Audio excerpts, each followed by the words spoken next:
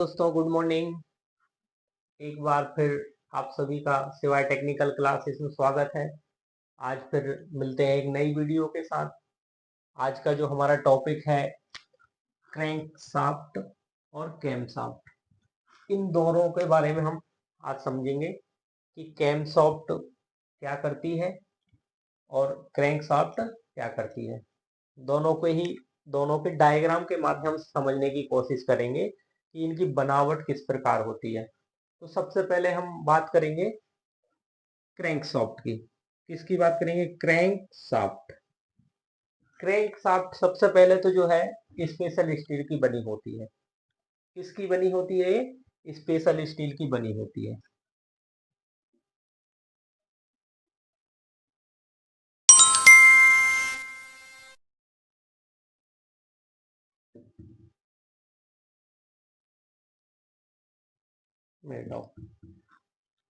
पहला पॉइंट इसका यहाँ पे क्लियर हो गया कि ये किसकी बनी होती है? स्पेशल स्टील की बनी होती है। उसके बाद इसकी बनावट कुछ इस प्रकार होती है। देखिए, ये इसकी बनावट होती है। इसकी प्रत्येक जो कैम होती है, इसकी जो प्रत्येक कैम है वो क्या है? एक दूसरे के अपोजिट होती है। किसके अपोजिट होती है? एक दूसरे के अपोजिट होती है। ये देखिए, तभी हमारे जो पिस्टन है उसका जो मूवमेंट है वो सिलेंडर के अनुसार, उसका फायरिंग ऑर्डर के अनुसार अप डाउन होता है। ये देखिए, ये दोनों पिस्टन नीचे है, ये देखिए, और ये वाला ऊपर है। अभी हमारा ये वाला पिस्टन क्या कर रहा है? ये सिलेंडर काम कर रहा है, ये दोनों अभी काम नहीं कर रहा है। ये अभी किसके कार्यवाही में है? शक की कार्यवाही में, सेक्शन स्ट्रोक की कार्यवाही में, जबकि ये किस में है? अभी हमारे कंप्रेशन स्ट्रोक में पहुंच गया है। तो इस तरह ये क्रैंकशाफ्ट काम करती है। ये पिस्टन है, ये कनेक्टिंग रोड है, इसको हम मेन बेरिंग बोलते हैं। क्या बोलते हैं इसको? Main bearing. इसको बोलते हैं हम क्रैंक गियर। ये जो गियर लगा है ना, क्रैंक शाफ्ट के ऊपर जो गियर लगा होता है उसे हम क्या बोलते हैं? क्रैंक गियर बोलते हैं। उसके बाद ये जो जिससे कनेक्टिंग रोड जुड़ी हुई है उसको बोलते हैं हम बिग एंड बेरिंग। क्या बोलते हैं उसको? Big end bearing. अब क्रैंक शाफ्ट का क्या काम है ना? क्वेश्चन आता है कि शॉर्ट्स नोट्स लिखिए क्रैंक शाफ्ट के ऊपर। तो शॉर्ट्स नोट्स मतलब कि क्रैंक शाफ्ट क्या है, क्रैंक शाफ्ट क्या क्या काम करती है, 5 से 6 पॉइंट लिखना पड़ता है। तो पहला पॉइंट तो क्रैंक शाफ्ट क्या है? स्पेशल स्टील की बनी होती है। दूसरा पॉइंट, क्रैंक शाफ्ट क्या करता है? जो हमारा पिस्टन से जो खड़ी चाल है, पिस्टन से जो कैसी चाल मिल रही है? खड़ी चाल मिल रही है कटिंग कनेक्टिंग रोड के द्वारा, तो इसको क्या है? मोशन में चेंज करता है, रोटेशन में बदलता है। मतलब खड़ी चाल को आड़ी चाल में बदलने का काम हमारा क्या करती है? यहाँ पे क्रैंक शाफ्ट करती है। क्या करती है? क्रैंक शाफ्ट करती है। उसके बाद में आ जाता है तीसरा पॉइंट। तीसरा पॉइंट, क्रैंक शाफ्ट क्या करती है? हमारी कैम शाफ्ट को चाल देती है। किसको चाल देती है? कैम शाफ्ट को चाल देती है। क्रैंक शाफ्ट के पैरेलल में हमारी कैम शाफ्ट लगी होती है। ये हमारी क्रैंक शाफ्ट लगी है, इसी के पैरेलल में हमारी क्या लगी होती है? कैम शाफ्ट लगी होती है। तो क्रैंक शाफ्ट किसको चाल देती है? कैम शाफ्ट को चाल देती है। उसके बाद में चौथा पॉइंट इसमें आ जाएगा, क्रैंक पुल्ली को चाल देती है। किसको चाल देती है? क्रैंक पुल्ली को चाल देती है। और क्रैंक पुल्ली हमारे क्या है? फैन बेल्ट वगैरह की मदद से ब्लोअर फैन वगैरह को घुमाने का काम करती है। तो ये चारों ही काम हमारी क्या करती है? Crank shaft. पहला क्या है? ये क्या है? स्पेशल स्टील की होती है। उसके बाद में ये क्या है? मोशन में चेंज करती है। किसको? खड़ी चाल को। जो खड़ी चाल है हमारी उसको क्या करते हैं? आड़ी चाल में बदलती है। ये हो गया। तीसरा हो गया, कैम शाफ्ट को चाल देती है। क्या करती है?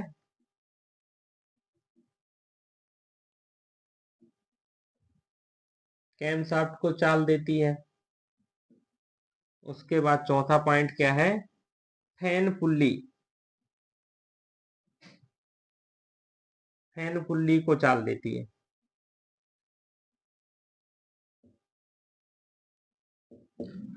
ये 4 काम है इसके, इसके अलावा इसका कोई काम नहीं होता।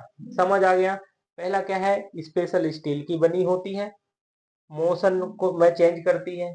किसको चेंज करती है? हमारी जो खड़ी चाल है उसको आड़ी चाल में चेंज करती है या रोटेशन में बदलने का काम करती है। उसके बाद कैम शाफ्ट को चाल देती है। किसको? ये कैम शाफ्ट को भी यही चाल देती है। किसकी मदद से?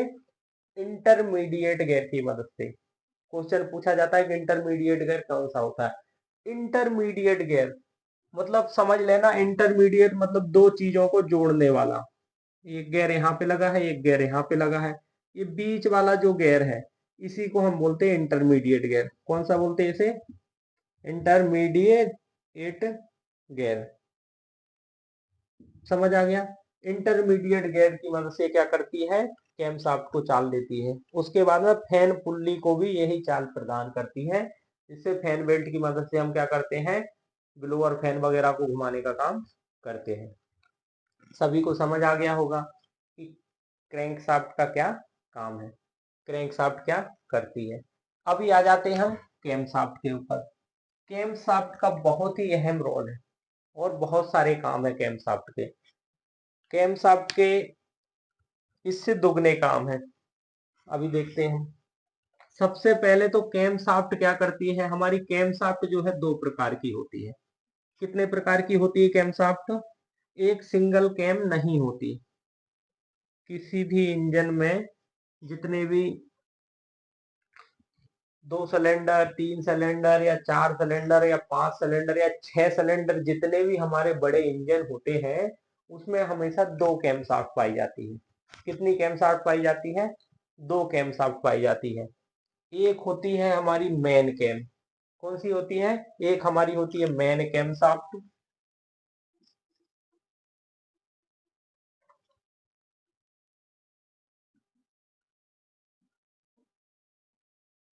दूसरी होती है हमारी eccentric cam.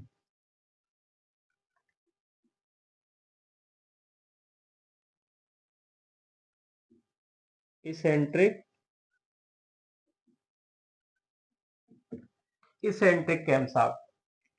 Main camshaft जो होती है उसका क्या काम होता है पहले वो देखेंगे, और एसेंट्रिक कैम होती है उसका क्या काम वो देखेंगे। तो जो मेन कैम शाफ्ट होती है वो क्या करती है? सबसे पहले तो पुल एंड पुश,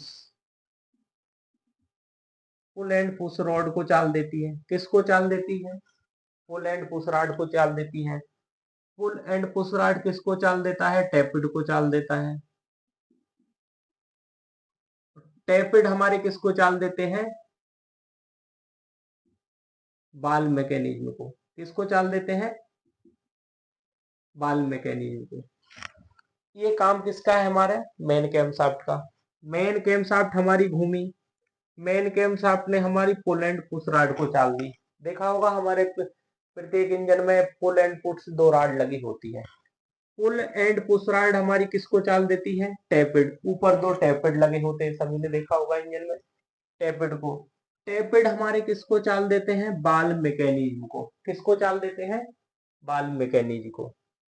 ये काम इसका यहाँ पे हो जाता है खत्म। और बाल मैकेनिज्म का काम क्या है फिर? सिलेंडर बोर के अंदर की कार्यवाही, section stroke, exit stroke, power stroke, वो चारों में किसको बंद होना है, किसको खुलना है, ये सब किसकी मदद से होता है? हमारा मेन कैम शाफ्ट की मदद से होता है। ठीक है। उसके बाद आ जाता है एसेंट्रिक कैम। एसेंट्रिक कैम हमारी एफआईपी में लगी होती है। किस में लगी होती है? एफआईपी। किस में लगी होती है? एफआईपी में लगी होती है। एफआईपी में लगी होती है तो ये क्या है? एफआईपी को ऑपरेट करती है। किसको ऑपरेट करती है? एफआईपी को ऑपरेट करती है। उसके बाद में एफएलपी को ऑपरेट करती है। किसको? FLP, sorry,